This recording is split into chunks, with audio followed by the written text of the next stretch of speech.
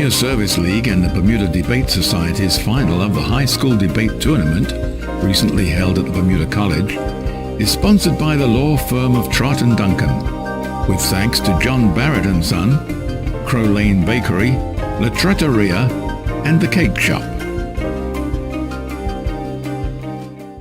Ladies and gentlemen, welcome to the final round of the 17th Annual Senior Middle School Debating Tournament. The motion for debate today is this House believes that voting in a national election should be compulsory. The affirming team is BHS A. The negating team is Saltus A. Speaking for the affirmative, leader Catherine Campbell. Second speaker, Stephanie Smith. Third speaker, Christine O'Doherty. Replying will be Stephanie Smith. Please welcome.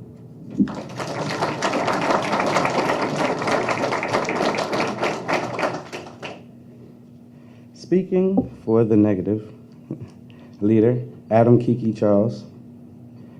Second speaker, Blake Sonnenfeld. Third speaker, Sasha Slayton. Replying will be Blake Sonnenfeld. Please welcome him.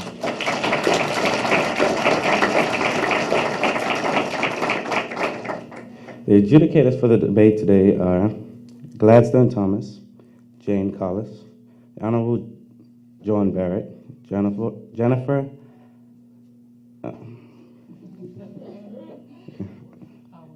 Howarth, Jordan Sancanella. I'm sorry. Please welcome them.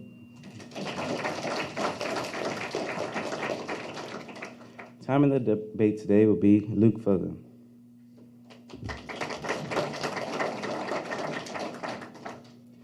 The times for the main speech in this debate are 1 bell at 1 minute, 1 bell at 4 minutes, 2 bells at 5 minutes.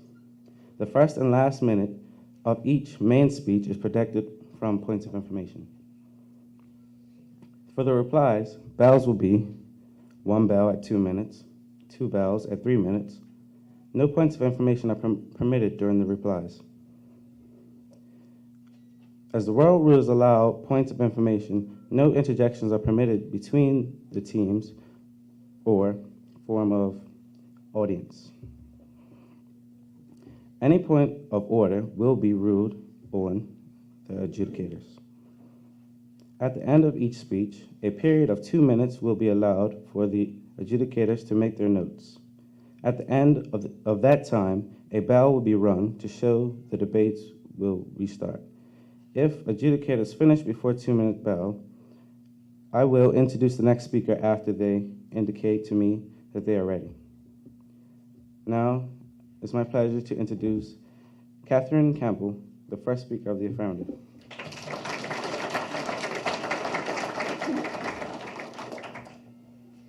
Good afternoon, Mr. Speaker, Mr. Timekeeper, honorable adjudicators, esteemed colleagues, worthy opponents, and members of the floor.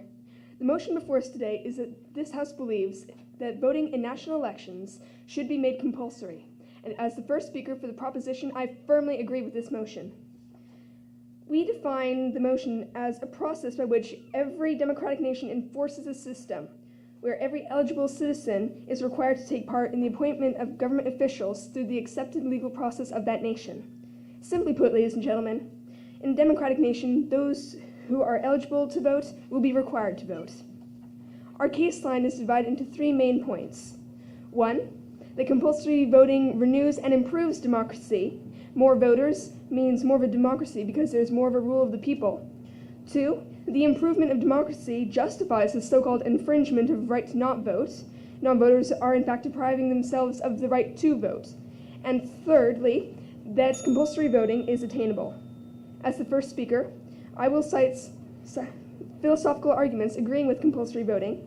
My second speaker will give practical arguments that show compulsory voting works. And my third speaker will give a clear rebuttal of the opposition's argument. My second speaker will return for the reply at the end of the debate. Now on with my case. Ladies and gentlemen, A government is not truly valid or legitimate unless it is elected by the many. What I mean by this, ladies and gentlemen, is this. Democracy, by definition, means a government ruled by the people, specifically ruled by the many. Ladies and gentlemen, right now, generally, world voter turnout is at an all-time low. This means that only the few who turned out to vote have the actual rule of the people. This few is mainly middle to upper class, as has been proven in numerous investigations worldwide. So if the people don't vote, we don't have rule of the many. We have rule of the wealthy few. In other words, ladies and gentlemen, we do not have a democracy. We have an oligarchy. Accepted. Can you give us a couple sources where you get these assertions from, please? Certainly. The Institute for Policy Research at Northwest University is quite clear on this. But compulsory voting solves this problem of the oligarchy, ladies and gentlemen, because when everyone is required to vote, there will be rule of at least the majority of the people. We, the proposition, believe that enforcing compulsory voting will show the people that their opinions do matter, and that we are well aware that any democratic government will need to enforce this concept. It has been proven, however, It has been proven, however, that compulsory voting does work without penalties, as in the example of the Dominican Republic. However, we believe it'll work even better with penalties. As to the proposition, we would enforce compulsory voting in the following ways. 1, the citizens will have to provide a valid explanation for their not voting. If this explanation is not accepted, there will be a $40 American, the equivalent of a $40 American fine. If they do not decide to pay the fine within the time given them, the fine will increase. As the fine goes up, they have their access to government aid decreased.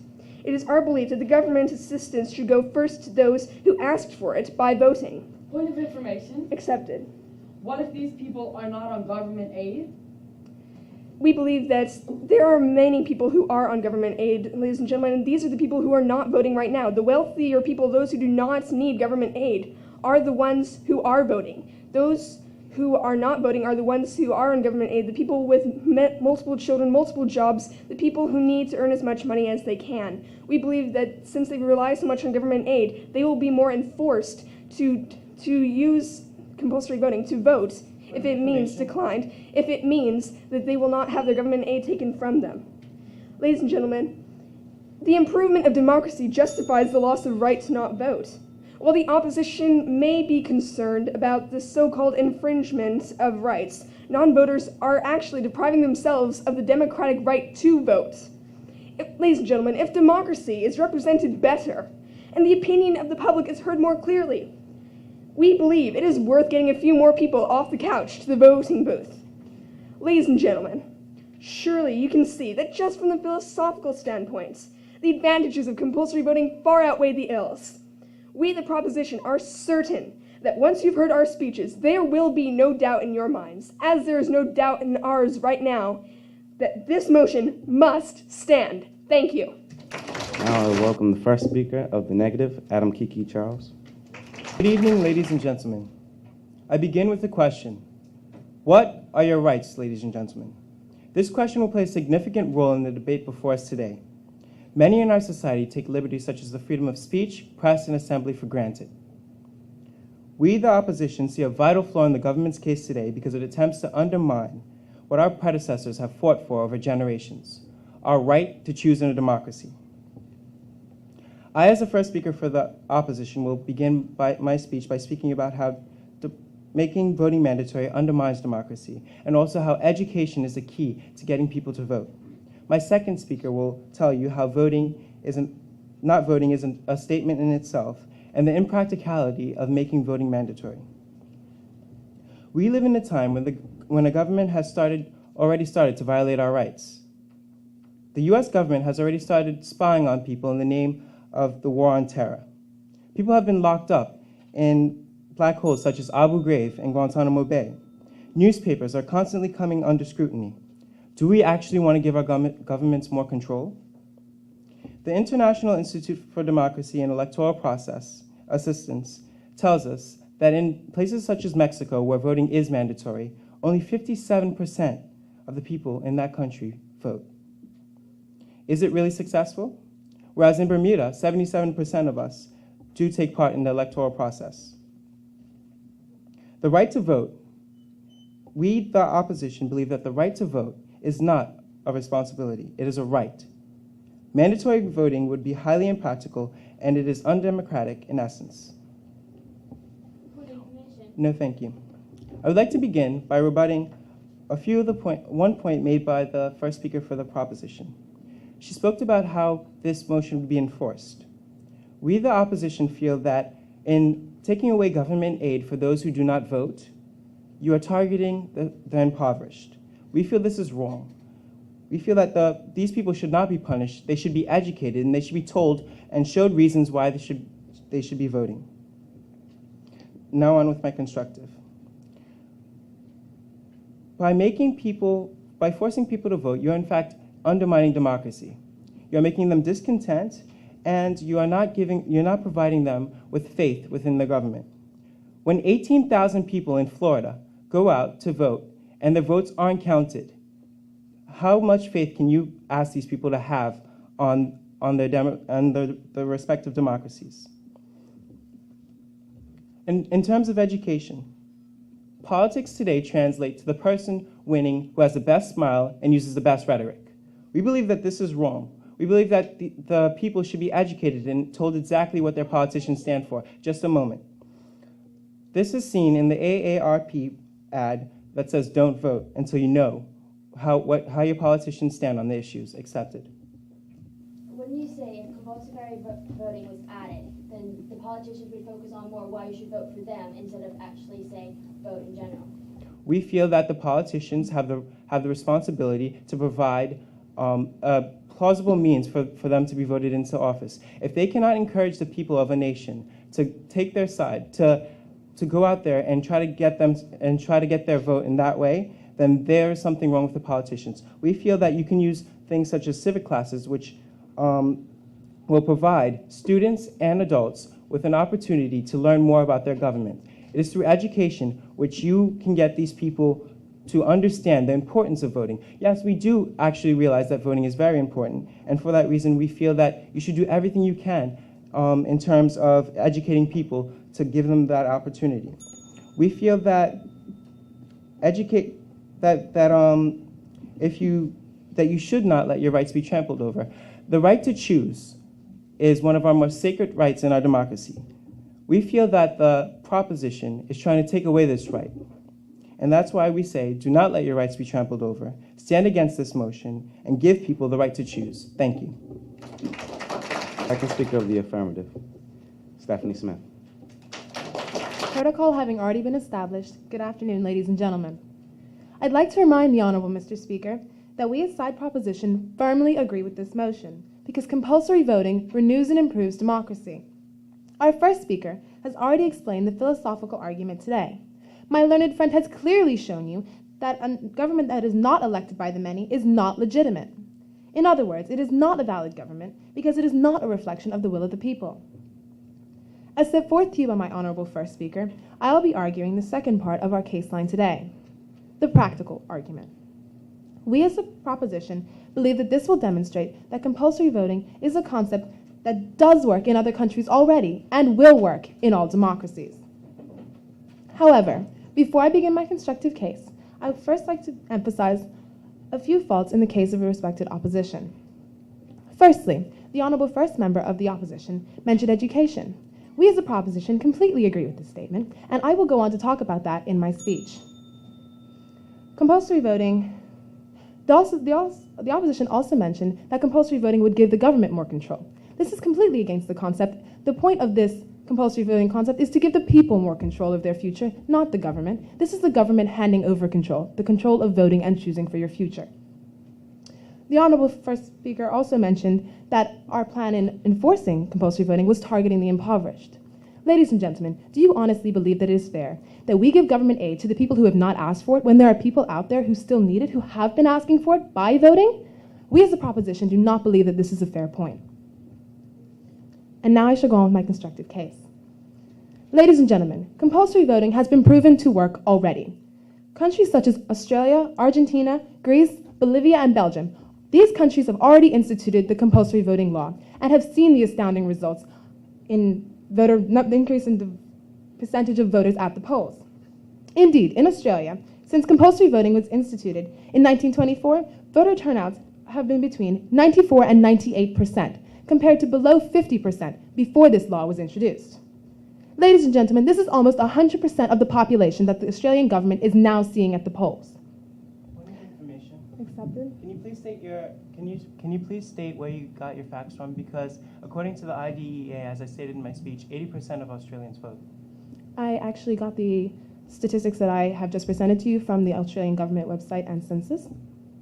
This solves the problem of a sick democracy because now all voices are being heard. Compulsory voting is the most effective way to cure the sick democracy. The professor of political behavior at Duke University, Galen Irwin, once stated, "How can one speak of the majority will if the majority did not take part?" In the United States, where voter turnouts are as low as 62%, President Bush's approval ratings are as low as 33%. In comparison to this, in Australia, where voting is compulsory, voter turnouts have not dropped below a staggering 98%. In addition to this, Prime Minister John Howard's own approval ratings are constantly above 50%. Mr. Speaker, this is a clear indication that in countries with compulsory voting, the voice of the people is heard, and the result is an effective and popular leader of the country. Point of information. Accepted. May I ask how you link the popularity of the candidate to the amount of people that vote? Could it just be because he is a better leader and prime minister than George Bush as a president? Certainly. I believe, as in the proposition believe, that the popularity of a leader is based on the number of people who voted. If only a select few of the population have voted, then obviously only a select few of the population are going to be happy with him. And that is how popularity affects this debate. Compulsory voting is enough to cure the sick democracy, in the opinion of the proposition. But we as a government will also plan to institute the following measures to make voting a little bit easier and more accessible for the people. As I already mentioned, we will institute civics classes for both adults and children to educate the population on the importance of voting and their vote in particular. Other than this, we will also increase transportation to the polls, which means increasing the number of buses on the routes to the polling stations and providing shuttles to and from train stations and ferry stops. We will also increase the number of polling stations in each constituency to make it easier for the voters to get to them because they'll be closer to their homes. Lastly, the government plan to introduce electronic voting to make it so easy for the citizens to vote that they will not even have to leave their home. Provided that they have a computer, the citizens will be able to vote no matter where they are. It is clear to us, as side proposition, that compulsory voting is necessary for philosophical and practical reasons. Therefore, Mr. Speaker, for all the compelling and valid points that we as a proposition have made and will continue to make, we firmly believe that voting in national elections can and shall be made compulsory by law. And that is why this motion must, can, and shall stand. Thank you. Second speaker of the negative, Blake Sonnenfeld.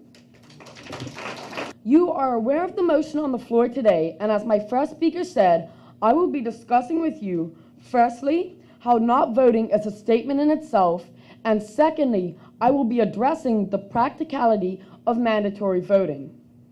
But before I begin my point, I would firstly like to point out that the point of voting is to exercise your freedom of choice.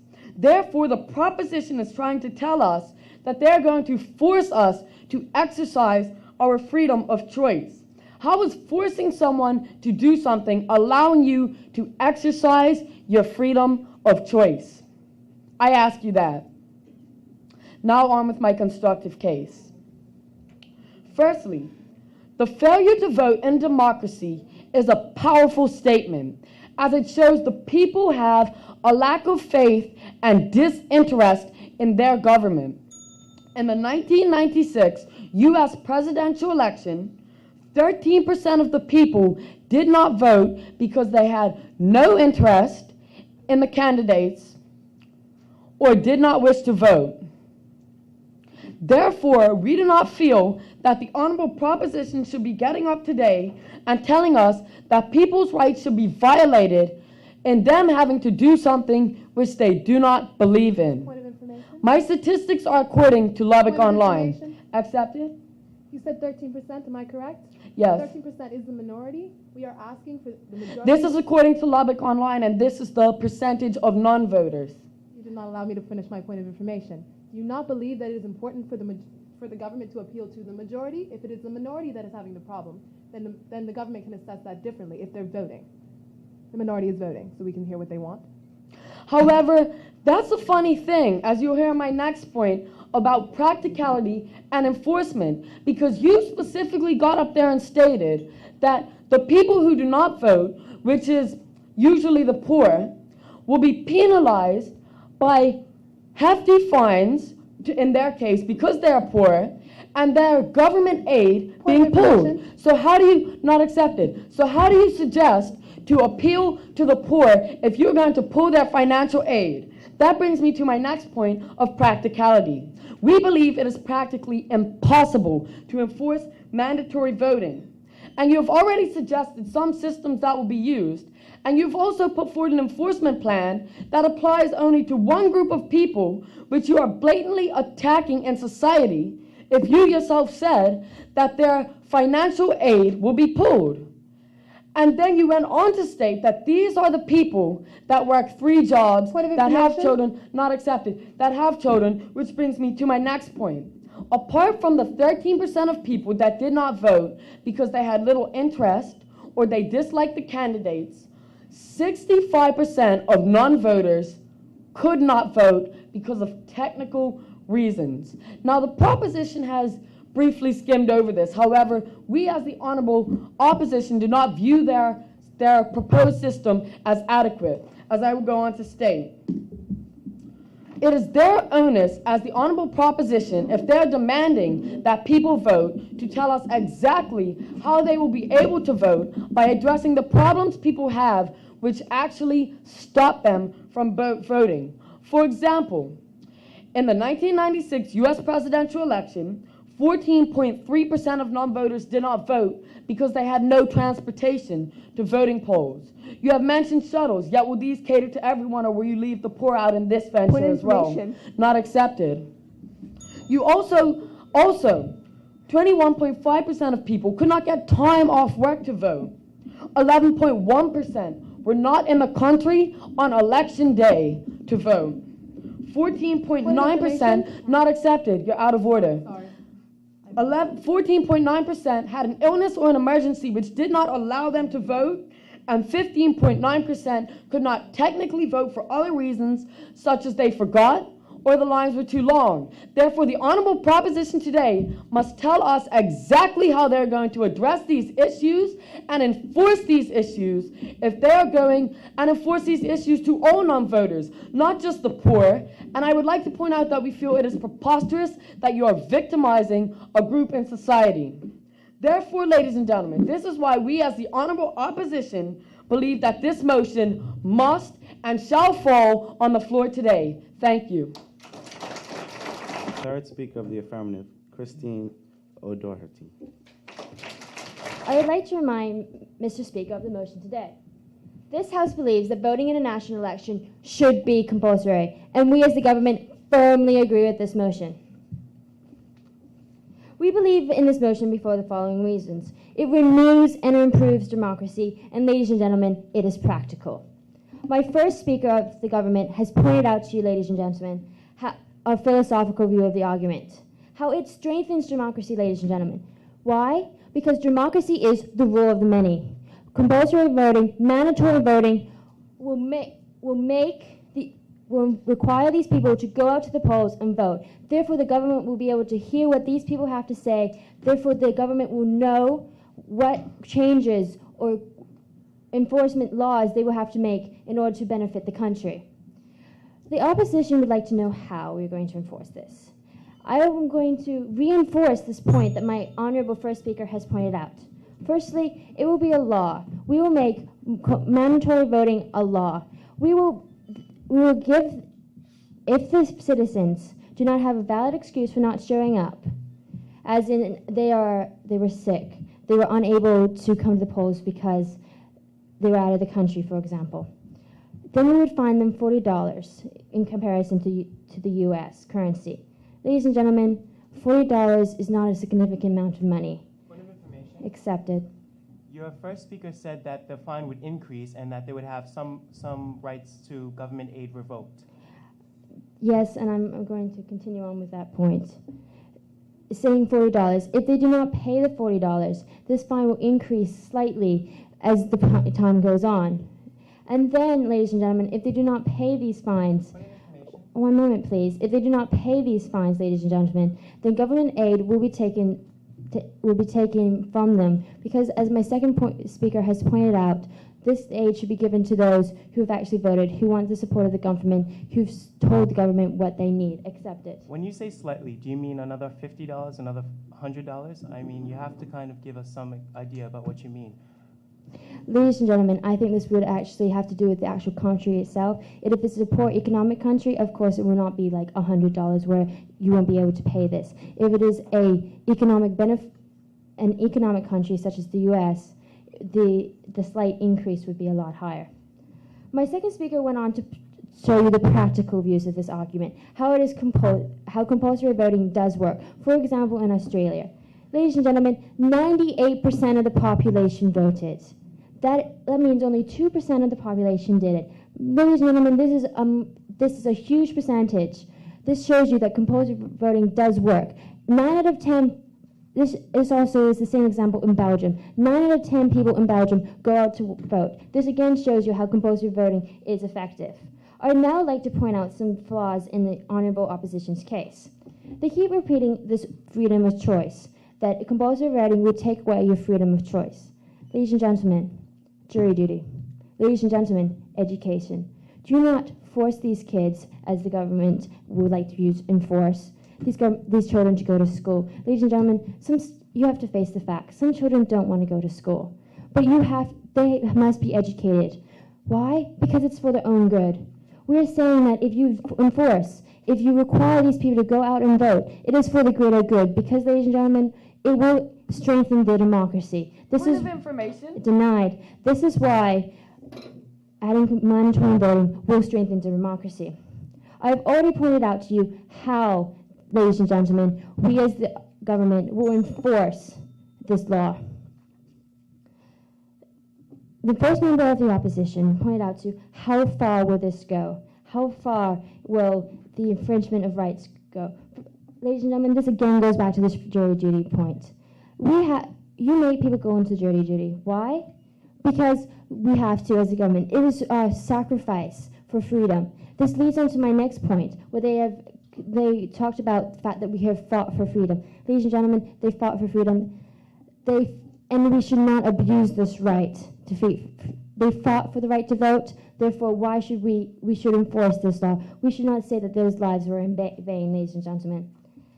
And this is why we as the opposition feel that we have given you strong, valid, clear points as to why this motion before us, this House believes that voting in national elections should be compulsory, must stand. This is why, ladies and gentlemen, we as the government believe we have won your vote. Thank you. Please join me in welcoming the third speaker of the negative, Sasha Slayton. The motion before us today is thus. This House would make voting in a national election compulsory. As the opposition, my teammates and I firmly disagree with this motion, and we also urge that you too adopt our train of thought. What has the proposition exactly presented with you today, ladies and gentlemen? Assertions. That is the answer.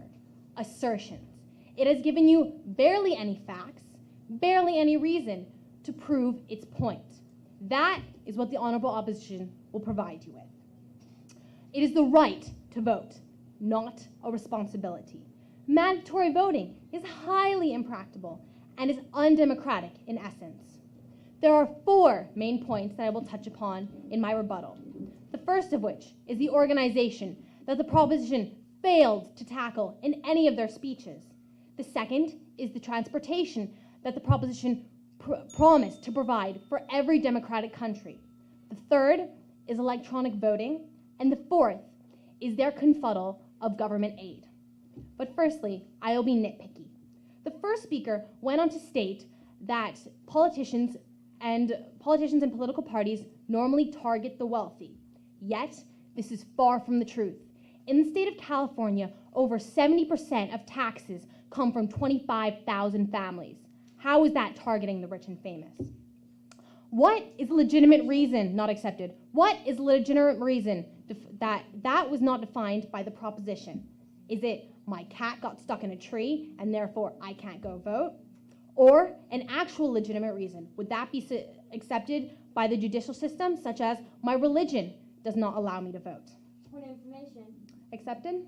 That would be considered as a valid excuse because some religions don't permit you to actually vote. So therefore they would be excused from the fine.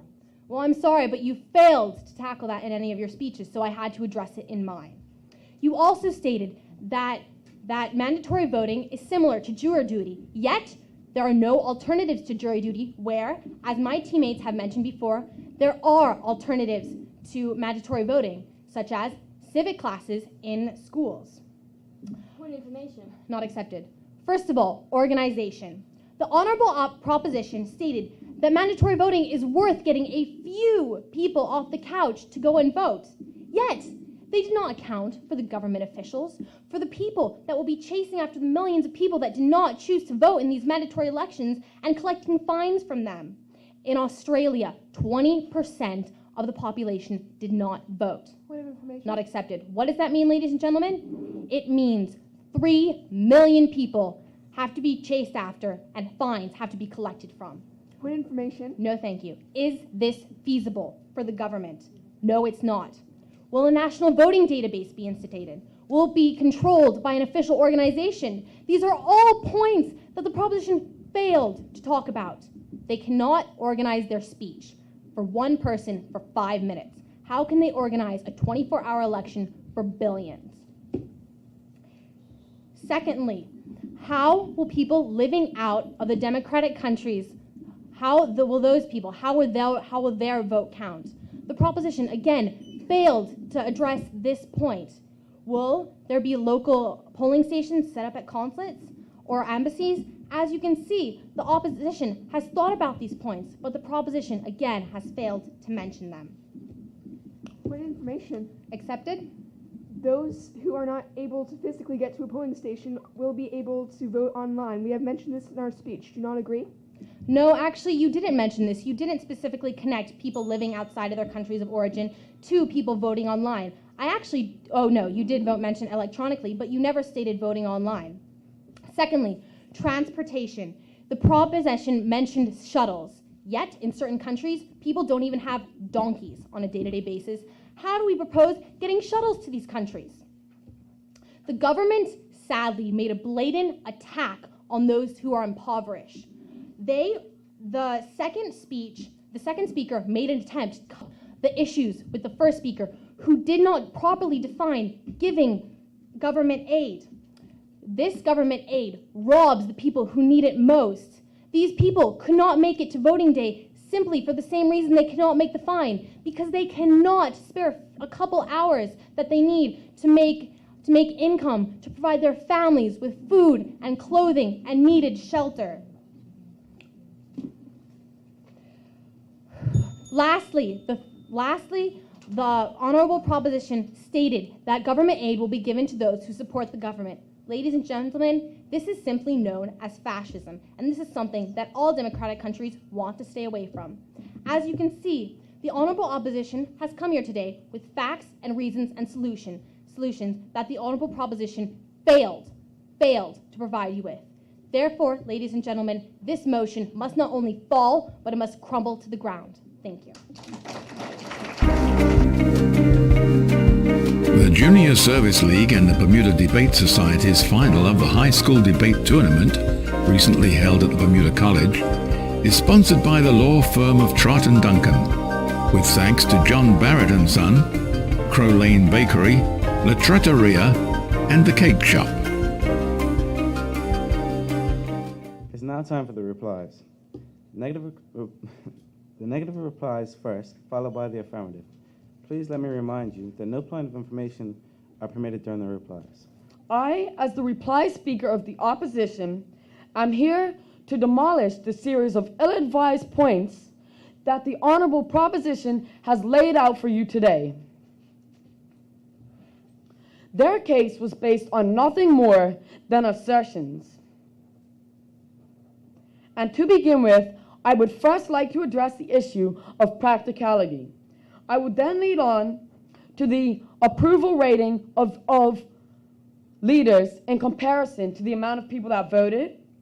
I will then follow on to online and electronic voting.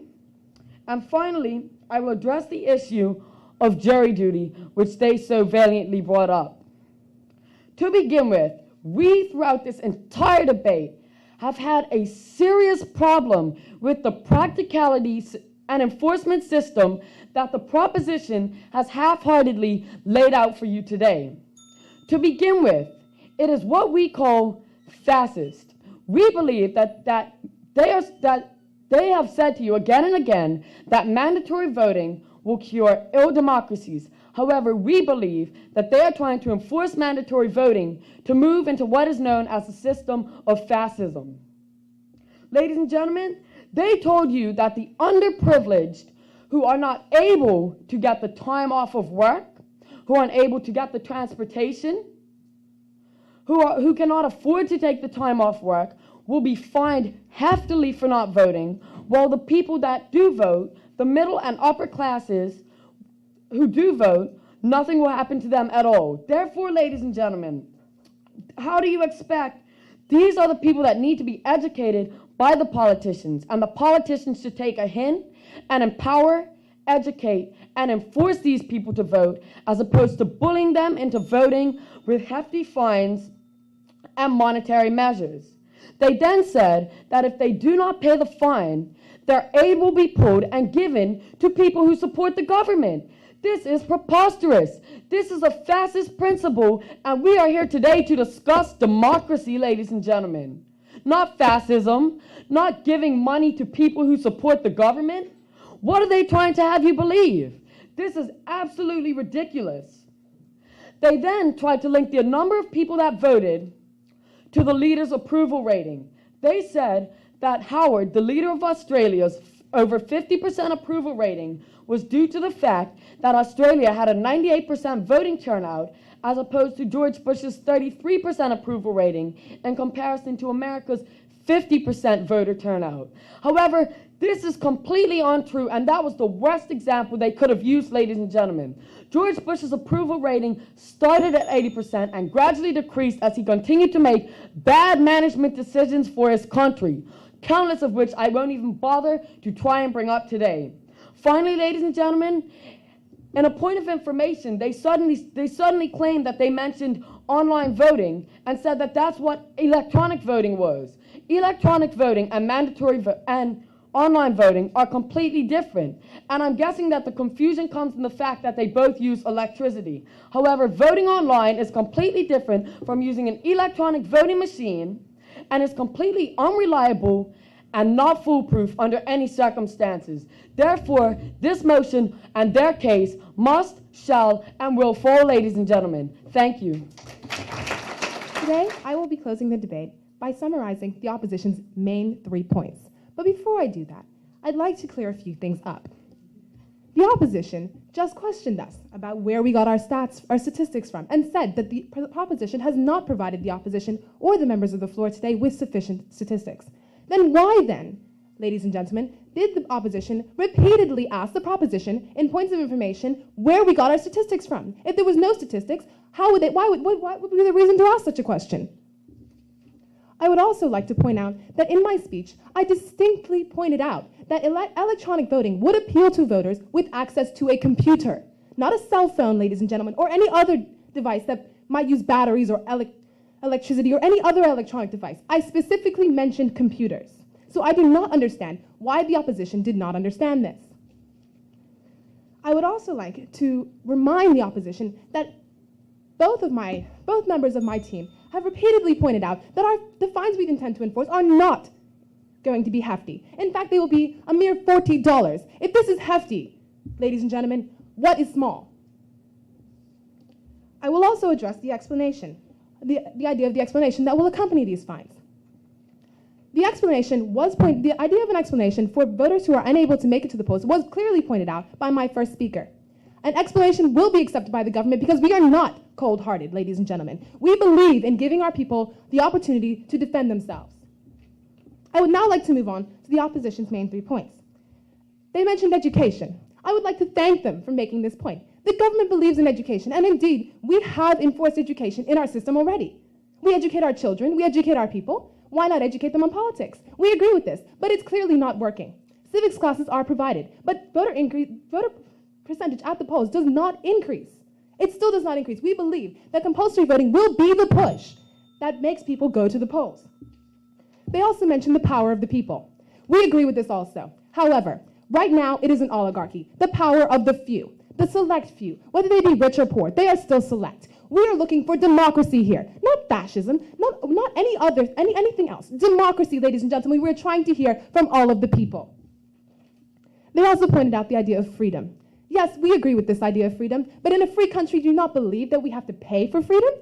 The price for freedom today is your willingness to vote. You have to vote in order to keep your country free. It is as simple as that, ladies and gentlemen, just like jury duty. It is part of your civic duty. It is part of maintaining the freedom of your country, ladies and gentlemen.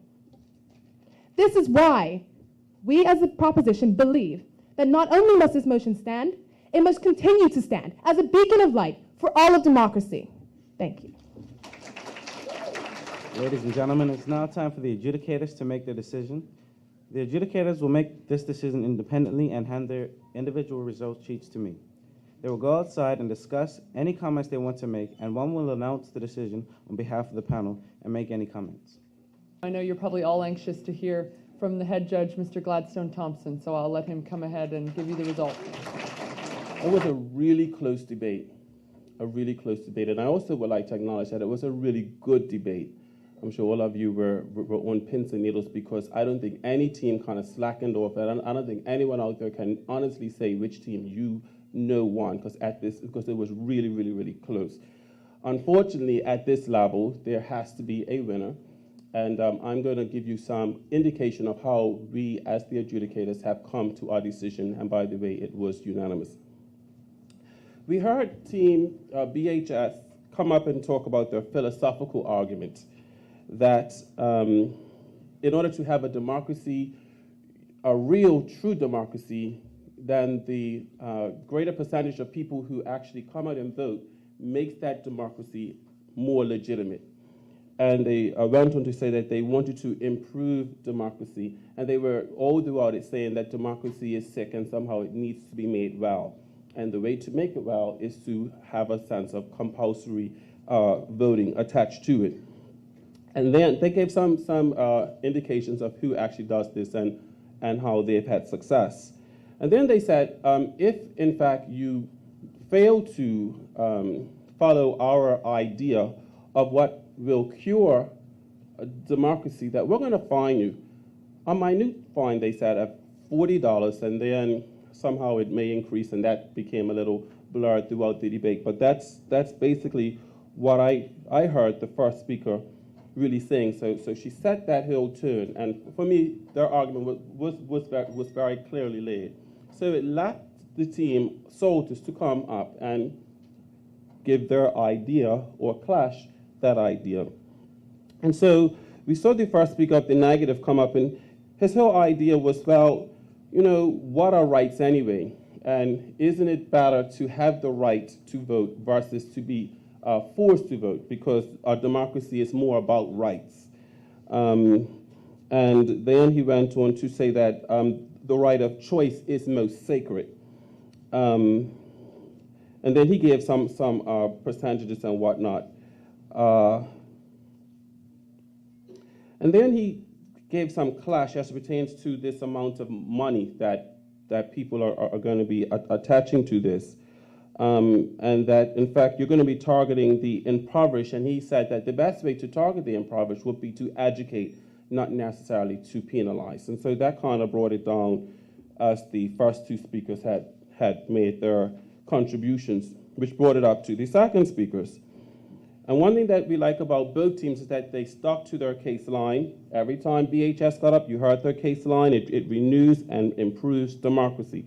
which hopefully those of you who are out there listening, is a really good strategy when you're debating. So coaches, we hope that you picked up on that you want to have a case line and kind of stick to it consistently. And she said that my role is to talk about the practical argument, because my first speaker already dealt with the philosophical argument. So let's deal with the practical argument, and that it does work. And she gave a list of countries that it actually worked, that it works in. She gave the whole idea of Australia, and there was some clash between, whose percentages were right. But that didn't, I don't think, made a real impact on us, and that she made this link that there's a link between having a greater percentage of people who are voting versus making a link to a positive. In fact, the leader would be more popular, because if more people voted for that person, then obviously that person has to be more popular. And that seemed to be her point. And then she rattled on and said how she's going to implement the transportation, the poll stations, the ferry stations, et cetera, and so on, and have things done electronically. And she rattled that through, which brought up the second speaker, who then said, well, the point of voting is to exercise freedom and this whole idea of choice. Whether or not do we cure our society by taking away someone's democracy? That's what they were trying to say on this side. And then he began to attack, and he used a lot about the U.S. and this whole idea of transportation, and will you have shuttles out there for the poor, and things like that, and if you're ill and sick, who will you excuse? How do you decide who is excused? Which brought it down to the third speakers, who I thought done a really good job. Both third speakers, I thought, really stayed on track. Where the third speaker of the affirmative, she stuck to her case line, and what she decided to do was to rebuild the case. We've talked about the practical, we've talked about the philosophical, and then she began to give clashes on the floors. And her clash went something like this: well, if you seem to think that democracy is so precious and that no one can actually attack it, then how do you argue against jury duty, and how do you argue against making children go to school all the time? That obviously is taking away someone's freedom. So the whole point was, it is for the greater good, because everyone stayed on track and everyone just kept on pushing everybody back. So for me, and I may speak for the others, it kind of boiled down to this closing rebuttal. And most good debates are actually going to come down to that closing rebuttal, that reply speech. And so we heard one person got up here in his closing rebuttal, and he said that he's going to tackle 4 things: practicality, approval, rating of the leaders, electronic voting, and jury duty. Although he didn't get to the jury duty, he did give a lot of information about this whole practicality argument, the approval rating of leaders, and this electoral voting, and whether or not it's electricity, and all of this kind of stuff he was throwing out there. And then he said, we have a serious problem with this whole fascist movement, on this side, and you're doing the poor a disservice and not necessarily empowering them to actually take part in democracy. You're really undermining them. And we had the affirmative team come up and say, well,